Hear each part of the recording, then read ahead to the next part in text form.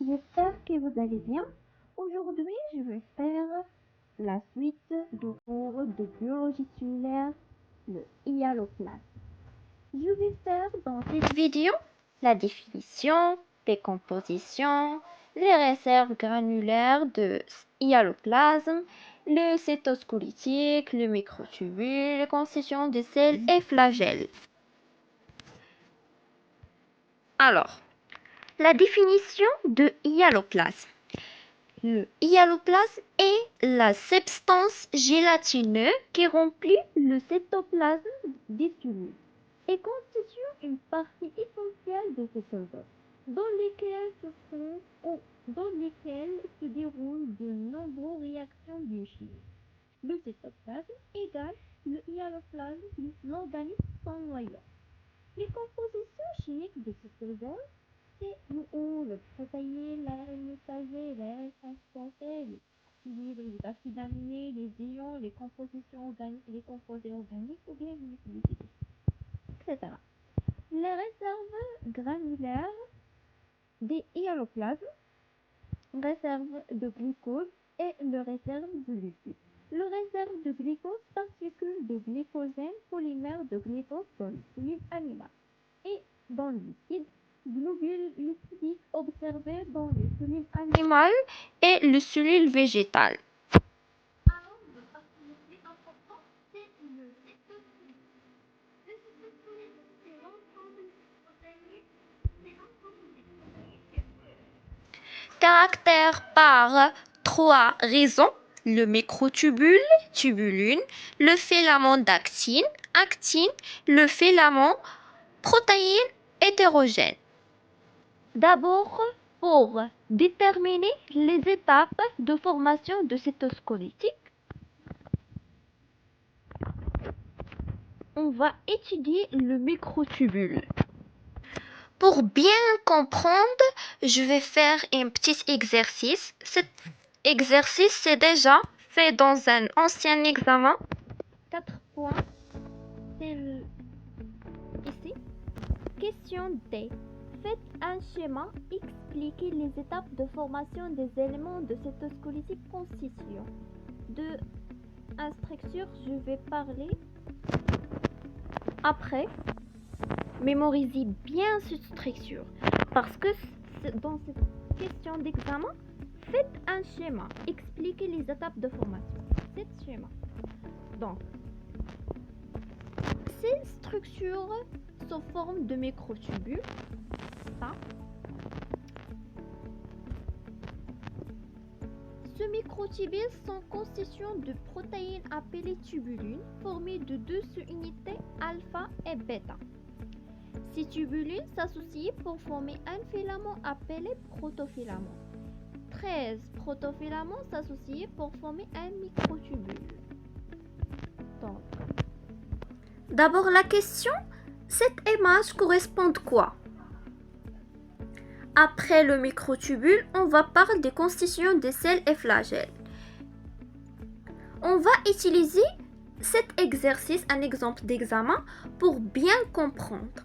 Alors, les masses ci-dessus correspondent à deux coupes dans une structure cellulaire. A. Légendez les masses ci-dessus. Donc, la première image existe 12 paires centrales et 9 paires de microtubules et une membrane plasmique. Donc, on parle d'un axonyme. Deuxième, c'est existe triple de microtubules, 1, 2, 3. Et pas de paire de microtubules. Donc, c'est un centriole ou bien corpuscule basal. Question B. Précisez le nom global de la structure et le nom des structures présentes en coupe transversale et justifiez votre réponse. Alors, quand on parle de, on distingue en bas, c'est structure circulaire en coupe formée de 9 triples de microtubules, c'est donc un centriole ou un corpuscule basal. En haut, on distingue une structure à 9 doublets de microtubules avec un père central, donc c'est un axonyme. C'est une structure typique de l'axonyme. La combinaison de corpuscule basal avec l'axonyme donne soit un sel ou un flagelle. Donc, d'abord, les constitutions d'un sel et flagelle. Donc, quel est le rôle de cette structure? Ce genre de structure sert pour la mobilité cellulaire, donc le mouvement, les déplacements de cellules. Le mouvement de sel ou du flagelle crée un courant liquide qui favorise le déplacement de cellules. Autre exercice pour bien mémoriser le microtubule. Décrivez le processus représenté dans le schéma 650. Donnez 2 exemples de structures où interviennent ces éléments. Alors, dans cette image, on voit des protéines globulaires, des globules alpha et bêta, qui s'associent pour former des protofilaments. 13 protofilaments s'associent pour former 2 microtubules. Les microtubules interviennent dans beaucoup de structures fluidiques, des structures comme des centrioles, le sel et les vaisseaux de division. D'abord, je parle d'un autre chapitre qui est le noyau. Le noyau, c'est l'organite qui caractérise les cellules eucaryotes. Les constitutions d'un noyau, une enveloppe nucléaire. L'amina, c'est une couche protéique constituant de filaments intermédiaires assemblés à partir de 3 protéines, lamine nucléaire A et B, C. Et nucléoplasme, qui est matrice gélatineuse, renferme la quasi-totalité de l'information génétique, la chromatine et nucléole. Un exemple d'exercice, un exemple d'examen. Légender le schéma, c'est entre et préciser le rôle de cette structure. Alors, les composants fibrillaires denses, les composants fibrillaires clairs et le corps granulaire.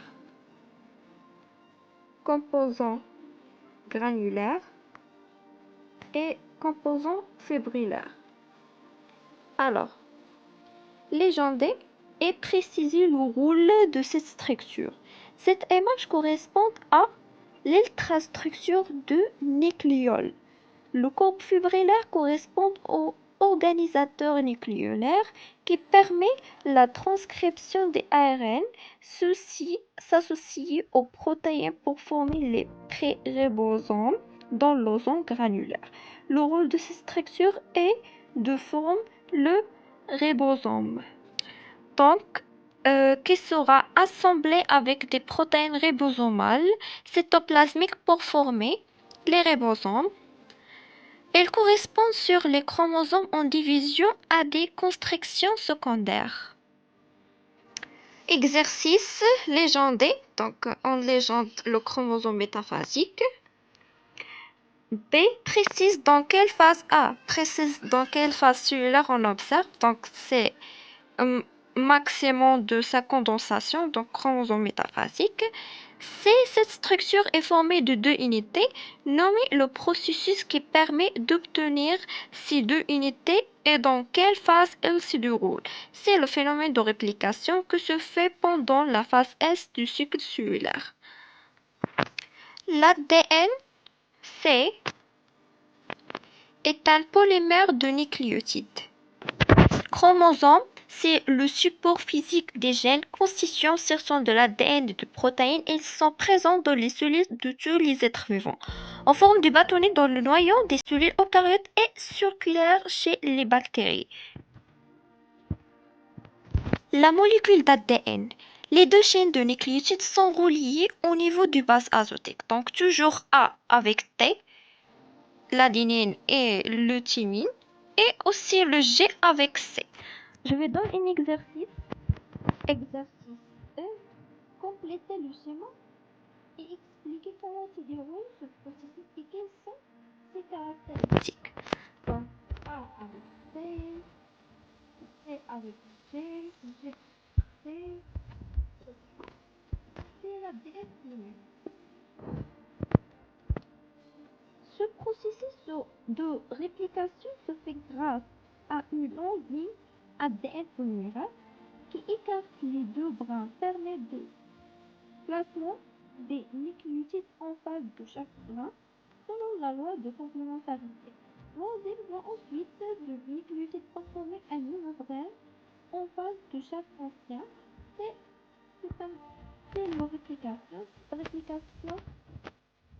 En cette cas, c'est semi-conservation. Il remarque les chapitres les plus importants dans cette module de biologie cellulaire, c'est le membrane plasmique, le noyau, les systèmes de conservation d'énergie, la différence entre le mitochondrie et le chloroplaste, et le réticule endoplasmique, l'appareil de Golgi. C'est plus important. Et ensuite, c'est le base. Par exemple, le noyau important c'est le base du module de biologie moléculaire en S4 et le chloroplaste c'est aussi le mitochondrie c'est le base en S4 aussi de module de physiologie végétale.